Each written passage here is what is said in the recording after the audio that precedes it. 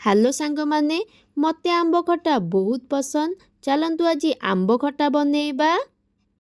First ମୁଁ ଆମ୍ବକୁ ଭଲ ଭାବରେ ପାଣିରେ ଧୋଇ ଦେଇଛି। ଏ ଆମ୍ବ ମୋ ବାବା ଘର ବାରିଆଡ଼ର ଆମ୍ବ। ବର୍ଷାରେ ସେ ଝଡ଼ି ଯାଇଥିଲା, ବାବା ମୋ ପାଇଁ ଆଣି ଦେଇଥିଲେ।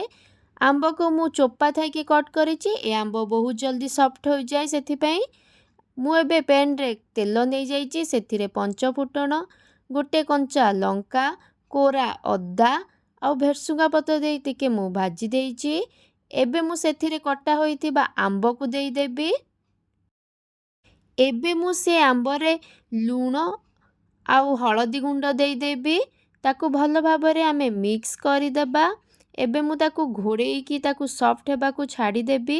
ଦେଖିପାରୁଥିବେ ଆମ୍ବ କେମିତି ସଫ୍ଟ ହେଇଯାଇଛି। ତାର ଚୋପା ନଥିଲେ ସେ କ୍ଷୀରି ହେଇଯାଇଥାନ୍ତା।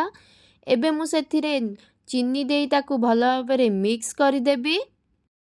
ଆପଣ ଚାହିଁଲେ ସେଥିରେ ଗୁଡ଼ ଦେଇ ମଧ୍ୟ କରିପାରିବେ, ମୋତେ କିନ୍ତୁ ଚିନିବାଲା ଭଲ ଲାଗେ। ଖଟାରେ ପକାଇବା ପାଇଁ ମୁଁ ଗୋଟେ ଶୁଖିଲା ମସଲା ବନେଇବାକୁ ଯାଉଛି।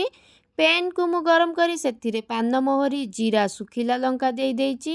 ତାକୁ ଭାଜିଲା ପରେ ତାକୁ ଗୁଣ୍ଡ କରିଦେଇଛି। ମସଲାଟାକୁ ମୁଁ ଆମ୍ବ ଖଟାରେ ପକାଇ ଦେଇଛି। ତାକୁ ଭଲ ଭାବରେ ମିକ୍ସ କରି ମୁଁ ତାକୁ 5 ମିନିଟ୍ ପାଇଁ ଲୋ ଫ୍ଲେମ୍ରେ କୁକ୍ କରିଦେବି। ଲୋ ଫ୍ଲେମ୍ କୁକ୍ ପରେ ଆପଣଙ୍କର ରେଡ଼ି ହେଇଯିବ ଆମ୍ବ ଖଟା। ଯଦି ଆପଣଙ୍କୁ ମୋ ରେସିପି ଭଲ ଲାଗୁଛି ମୋତେ ଫଲୋ କରନ୍ତୁ। Thank you.